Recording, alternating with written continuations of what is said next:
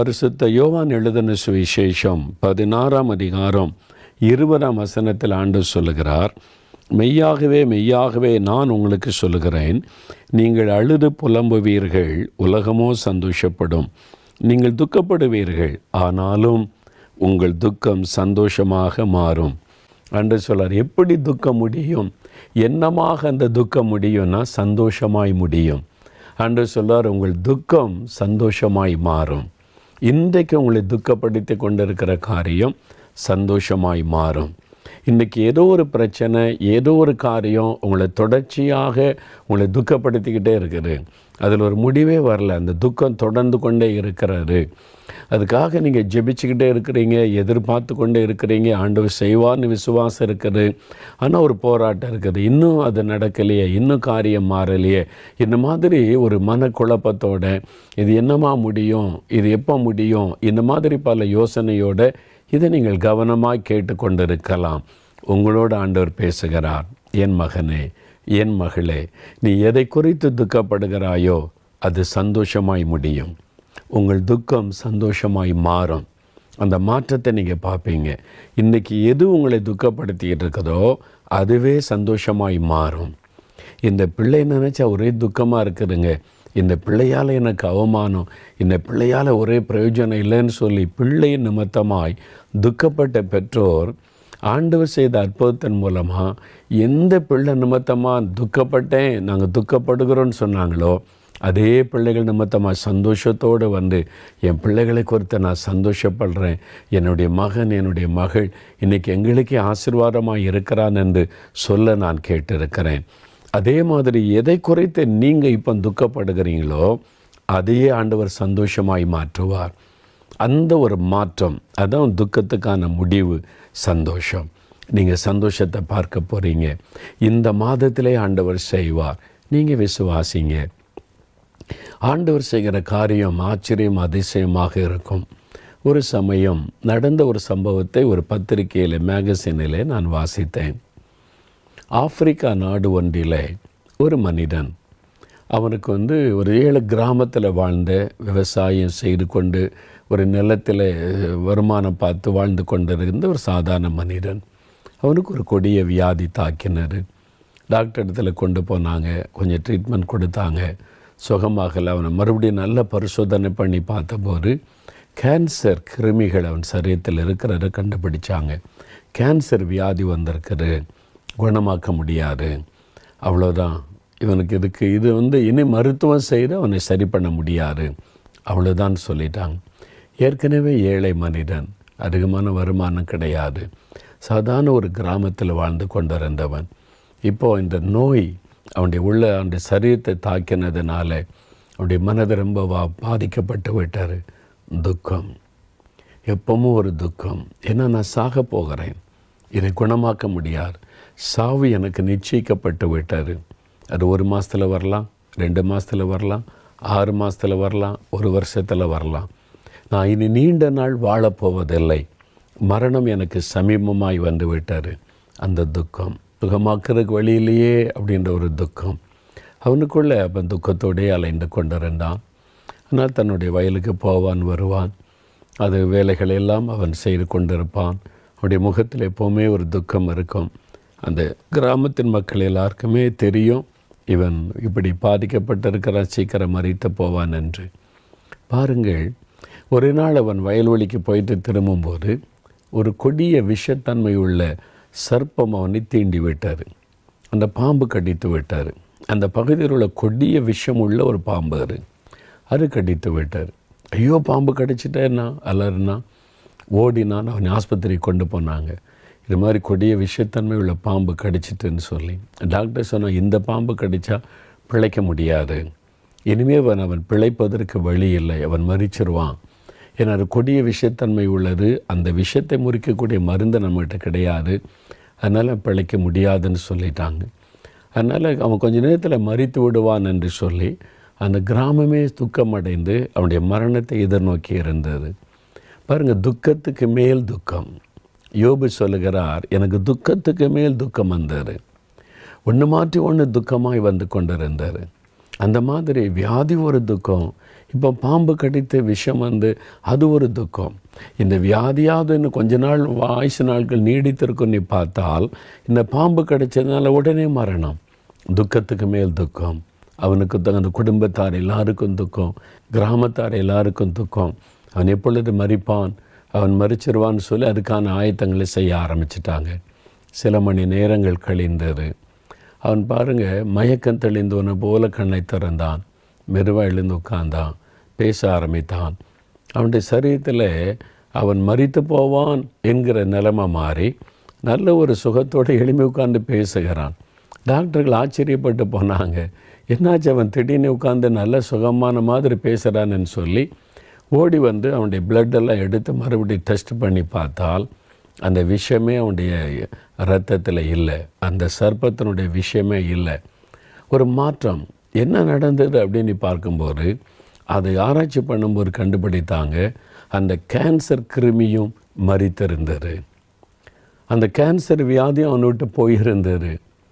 அப்புறம் என்ன இது காரியம் ஆச்சரியப்பட்டு குழப்பத்தோடு கவனித்து இதை மேல் ஆஸ்பத்திரிகள் அனுப்பி விசாரித்த போது சொன்னாங்க, இந்த பாம்பினுடைய விஷம் கேன்சர் கிருமிகளை அழிப்பதற்கு வல்லமை உள்ளது. பாருங்கள், அந்த விஷம் அவனுடைய சரீரத்தில் போய் அந்த கேன்சர் நோயை அழித்து விட்டார், சுகமாகி விட்டான். பாருங்கள், அவனுடைய துக்கம் சந்தோஷமாய் மாறினார்.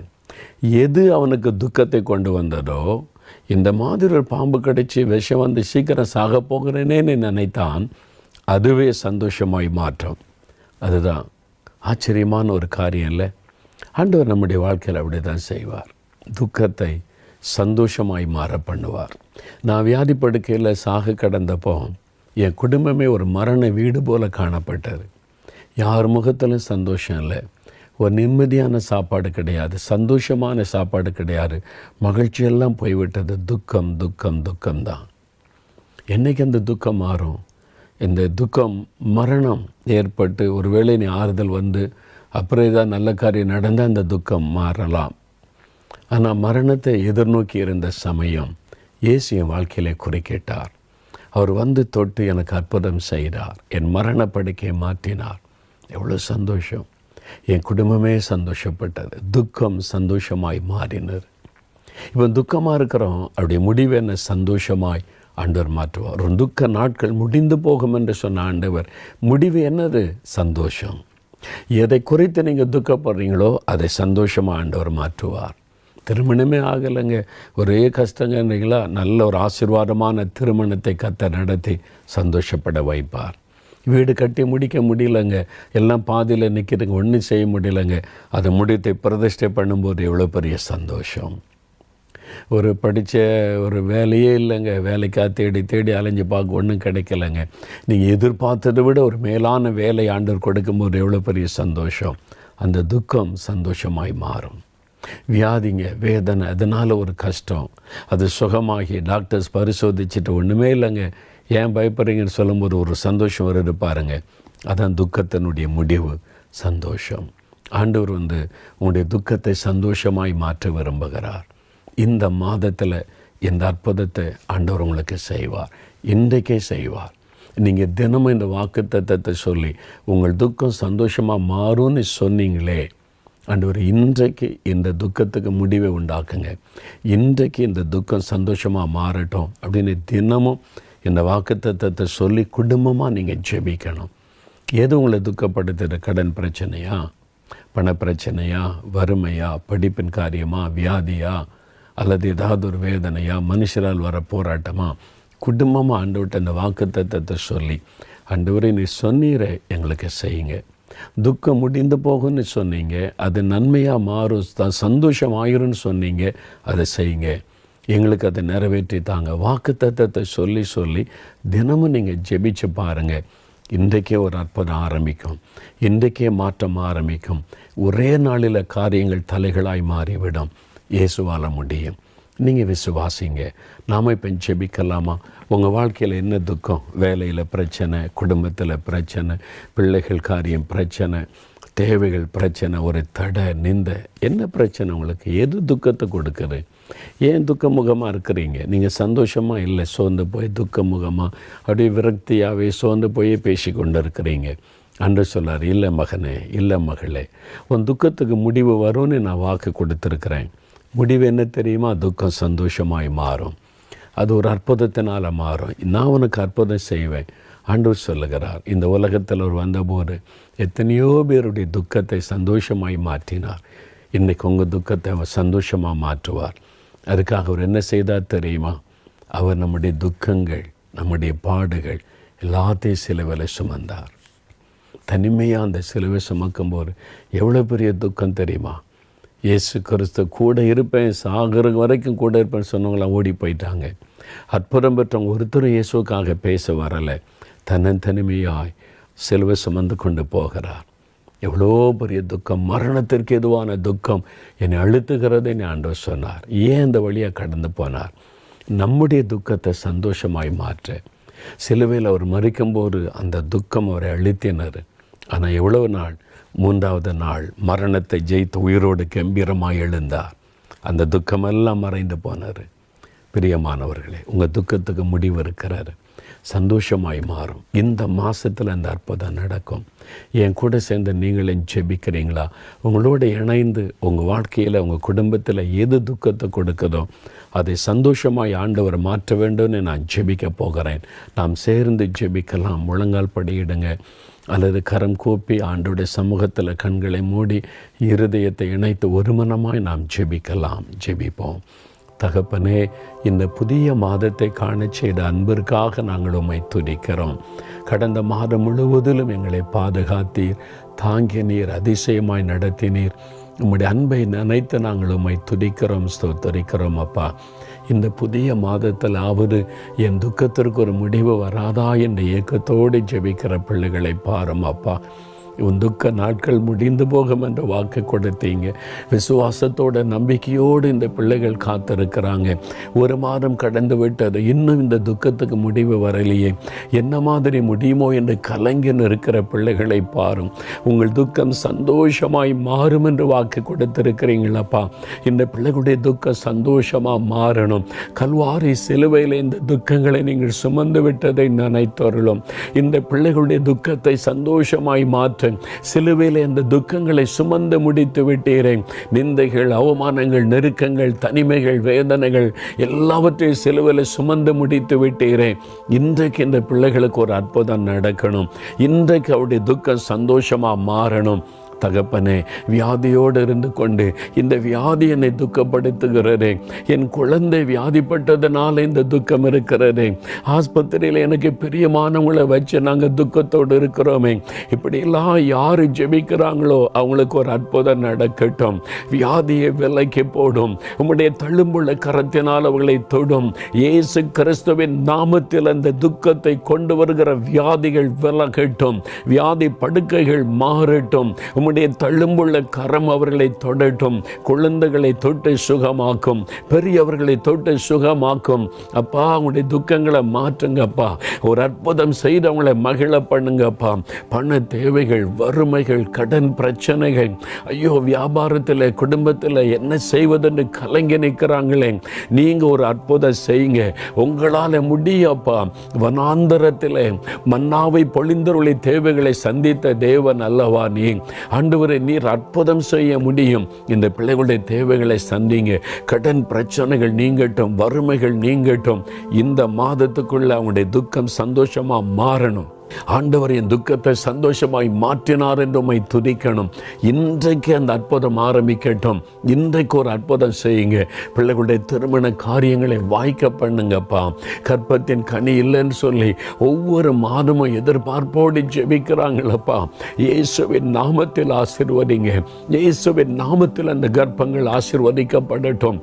ஆண்டவரே, அந்நாளுடைய துக்கத்தை சந்தோஷமாக மாற்றினவரே, இந்த பிள்ளைகளுடைய துக்கம் சந்தோஷமாய் மாறட்டும். அந்த நல்ல செய்தி கேள்விப்படட்டும்ப்பா. அற்புதம் நடக்கட்டும் என்று ஜெபிக்கிறேன். படிக்கிற பிள்ளைகள் எக்ஸாமுக்கு ஆயத்தப்படுறாங்கப்பா. பயந்து கொண்டிருக்கிறாங்கப்பா. பெற்றோரும் கலங்கி கொண்டிருக்கிறாங்க. ஆண்டவரே, அவருடைய துக்கம் நீங்கட்டும். அந்த பிள்ளைகளை குறித்த வருத்தம் மாறட்டும். பிள்ளைகளை படிப்பில் ஆசீர்வதிங்க. ஞானத்தின் ஆவியினால் நிரப்புங்க. பெரிய வெற்றியை கொடுங்க. துக்கம் சந்தோஷமாய் மாறட்டும். அந்த பெற்றோர் மகிழும்படி பிள்ளைகளை ஆசீர்வதிங்க. வேலை இல்லை, வருமானம் இல்லை, தொழில் எல்லா பாதிப்பும் எல்லா துக்கமும் இயேசுவின் நாமத்தில் நீங்கட்டும். வேலைக்காக வழிகள் திறக்கப்படட்டும். தொழில்கள் ஆசீர்வதிக்கப்பட்டு வருமானம் பெருகட்டும். இயேசுவின் நாமத்தில் தடைகள் விலகட்டும். காரியங்கள் வாய்க்கட்டும். ஒவ்வொரு குடும்பத்திலும் அற்புதம் நடந்து அவருடைய துக்கம் சந்தோஷமாய் மாறட்டும் என்று நான் மன்றாடுகிறேன். ஆண்டவரே, இந்த மாதமே அந்த அற்புதத்தை காணட்டும். வேலையில் இந்த பிள்ளைகளுக்கு வர வேண்டிய உயர்வு ப்ரமோஷனை கர்த்தர் கிடைக்க பண்ணும். தடைகள் மாறட்டும். ஒரு அற்புதம் நடக்கட்டும். அப்பா, என்னென்ன காரியத்தில் இந்த காரியத்தில் ஒரு மாற்றம் வந்தால் எனக்கு சந்தோஷம் உண்டாகுன்னு நினைக்கிறாங்களோ அந்த காரியத்தில் ஒரு மாற்றம் வரட்டும். நீர் வாக்கு கொடுத்ததை நிறைவேற்றும். பொய் சொல்லாத தேவனை, வாக்கு மாறாத தேவனை, உன் துக்க நாட்கள் முடிந்து போகும் என்று சொன்னேன். துக்கம் சந்தோஷமாய் மாறும் என்று வாக்கு கொடுத்திருக்கிறீர். இயேசுவின் நாமத்தில் துக்கம் சந்தோஷமாய் மாறட்டும். இன்றைக்கே ஒரு அற்புதம் அவளுக்கு நடக்கட்டும். இன்றைக்கே ஒரு அற்புதம் ஆரம்பிக்கட்டும். அவளை மகிழ்ந்திருக்க செய்யும். நான் உம்முடைய பிள்ளைகளுக்காக விசுவாசிக்கிறேன். அவளுக்காக அற்புதத்தை நான் எதிர்பார்க்கிறேன். அப்பா, இந்த அற்புதத்தை நாங்கள் காணப்போகிறதற்காக உமக்கு ஸ்தோத்திரம், ஸ்தோத்திரம், ஸ்தோத்திரம். இயேசு கிறிஸ்துவின் நாமத்தில் ஜெபிக்கிறோம் பிதாவே. ஆமேன், ஆமேன்.